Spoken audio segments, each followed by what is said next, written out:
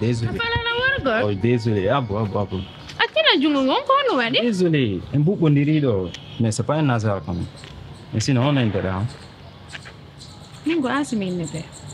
Mohamed. Sinon, t'habites où ici? Ah, c'est vrai que je suis désolé, un bout de rideau, mais là, on dit un hasard, quoi. Au fait, t'as échappé, quoi. Là, on a un numéro. C'est pas un hasard important. Désolé.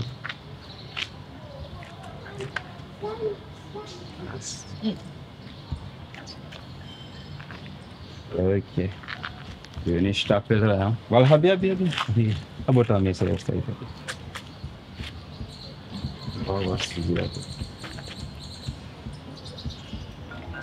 Appelant inconnu. Ok, c'est moi. Ok. Merci beaucoup.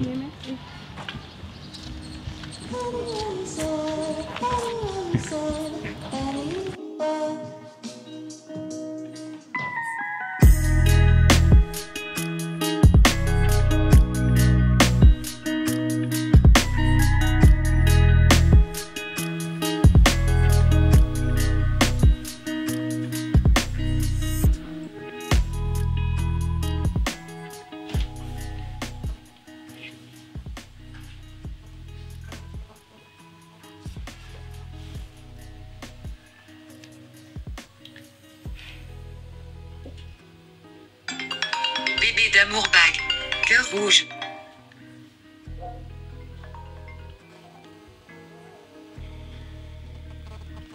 Mon cœur. Allô, bébé.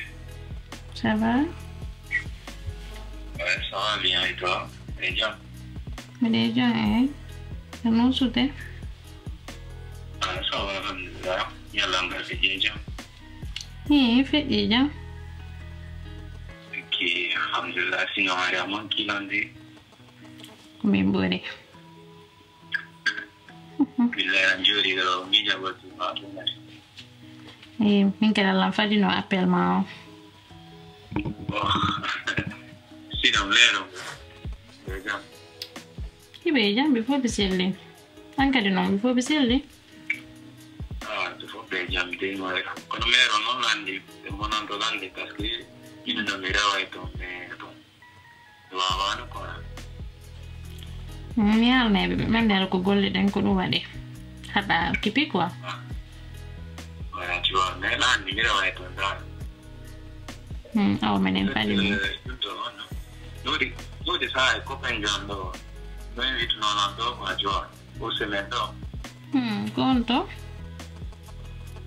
con ogni lantung sa in siete già io non ho fanno lì io dico le mamma e là tu già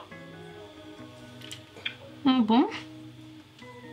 Ah, perché se sa, hai una grande occasione di avanzo, perché ci manca. Ok, non problema, giù mi halde mero. Ah, mero, salta, un plus. Tu anni dai. Perché se mi ha, siccome mi ha, non per salutare. Per salutare, che quello mi halde ma per mi dare con be halt fa. Men ne bela problem, per ya inshallah. Ok. Landi. Bon, landi après, perché si deve avanti. Il è tutto qua. Perché non ha una. Ah, voilà, problème. E facci si allora. Buon santana. Io. Allez, ciao. Ciao. Bene.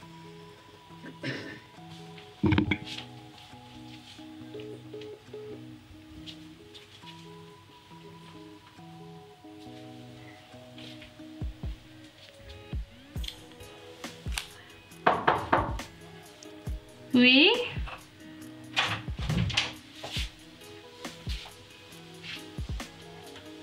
Oui, ma copine. Rồi. Là nó về, được không? Pelan di dawilti. Một dạ. Ini wala ko welti mako. Ni anda. Anh mà chị nói à? Không bo. Có bé mà John cũng có mình heavy. Nói là một dạ. Wala nag. Mi anda. Mi waɗɓe rencontre ɗo depuis ɗum hay ɗum o noon a waɗi proposé pour yaltugol min anda an kadi sa heɓeno temps pour enen fof yaade Yaltugol? Honde tuma? min lan ko ɗiɗo jour ji ɗo to Ɗiɗo jour ji wala fala yide on ɗon on ɗo ma weltinde ni ayde aduna ko ya sanjo sa heɓi goɗɗo go mo hiɗama heɓe tawi goɗɗo go hiɗɗoma tun ka ko ɗum ne joni konde tuma yaltoto mi dara simi wawa yewgol jango jango e samedi ma copine jango noon wata wonde ɓay min kala mari rendez-vous mi yaltay no halanta jango mi yaltay a watanide rendez-vous ma o yaade o rendez-vous ɗo mi watamo ittude pour wonno copine faamu rek ɗon on rendez-vous ɗon jango no waɗi lanɗuma joni accu ha ñande après une autre fois en daare ka ok ala problème Allah happima ko fi ɗum weltorɗa ni moƴƴa ma copine hakkude yalla awa jango sila marno temps billahi mi yaadeno e ma mi daara o wonɗo ma sulinde ɗo ɓayno minnima accu ko wonɗa yadde ton ara yeehe copine jango ñallal gotal fof si waɗatama jango lam mari herbe no duwa yewgol ɗum ɗon simi rati ɗum ɗon haray moƴƴa faami ay ko ɗum ɗon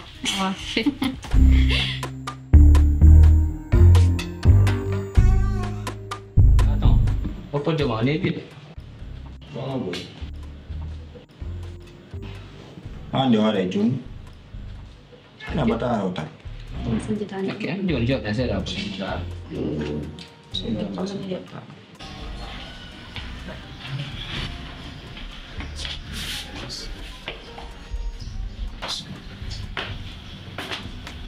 Ini apa? Kunda yuk deh. Kunda. Sama kodo wodi. Esma. Kodo wodi. Esma chidi. Sama kodo woni. Kono inete.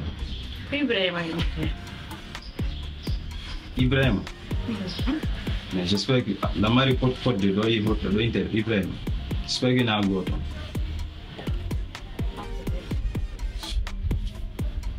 Pourtant, même la dernière fois, comme il faut que nous l'ayons.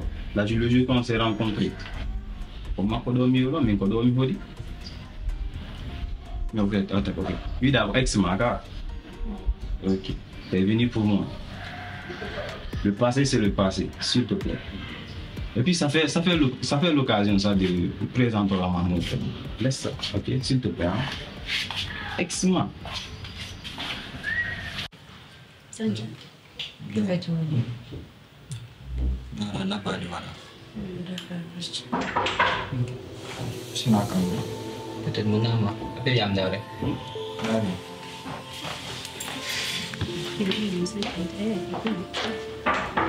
Bash.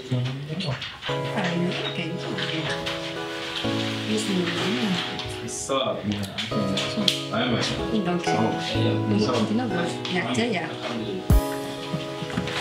Ok.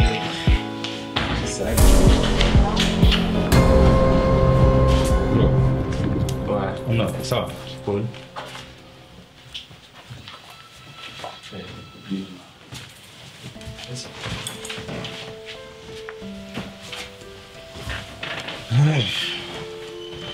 Sim.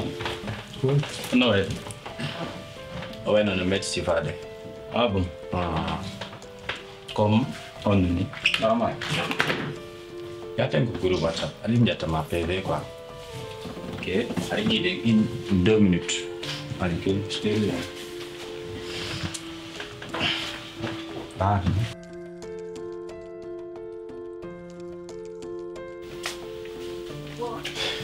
Ouais, bro. Explica-nous comment on est fait il est là quoi en fait. Explica-nous. C'est comme une c'est à ramener des gondes. Bon. Non, c'est vrai que Mary là, on a ni dans le film, on explique ni là.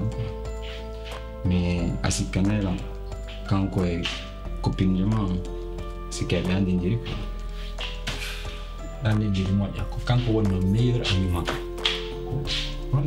Meilleur ami Mako. Nala, mais c'est vous quoi. Copine, moi. Copine. On est meilleur ami. Attends, ne me dis pas qu'il y a un dit entre deux meilleurs amis. Mais non, ma copine a un meilleur ami Mako. Putain, bro, tu es tombé si bas, man. Mais copine Mako peut-être draguer là. Non, mais du coup, à Andy, comme meilleur ami, comment on accepte ton gars, moi? Comment on va dire là? Ça se fait pas, ça se fait pas. Voilà. Tiens. Dari non joue à cause de toi. Oui, c'est ça. C'est qu'à faire mal, oui. Milanda kim. Ya, quoi, oui. Ini arjang. Kwani. C'est que. Mini Milanda kima. Ah, bon, mais explique-moi. Kundo woni ko nene ma niluma. Ko ben da den to ni la. Ko do nene ma niluma. Nai. C'est que ngeen ni ma ko gamé rata. Eh, Mini Milanda kima. Fer mu hundo ko maka Milanda kima.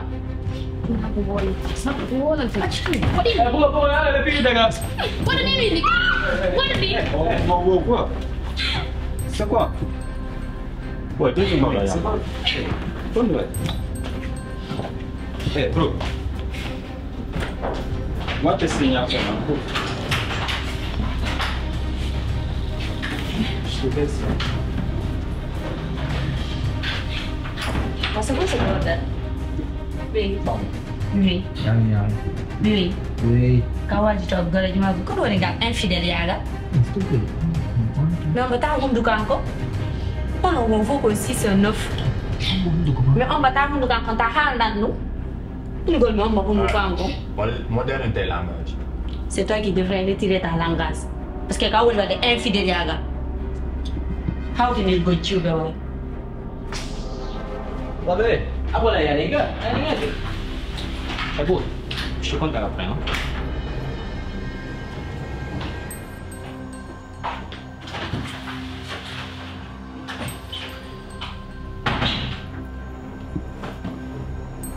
Ay mi halal.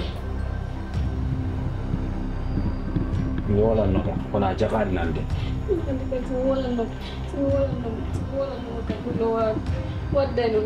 Mais ça tu ne me wala no. Ngi tano do?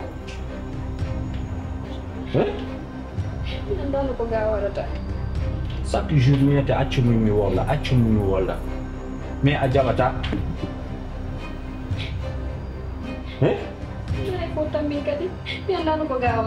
Donc koy fota mi. An kono wala. Mi yatta na la derga. Mi ay mo yatta na la derga.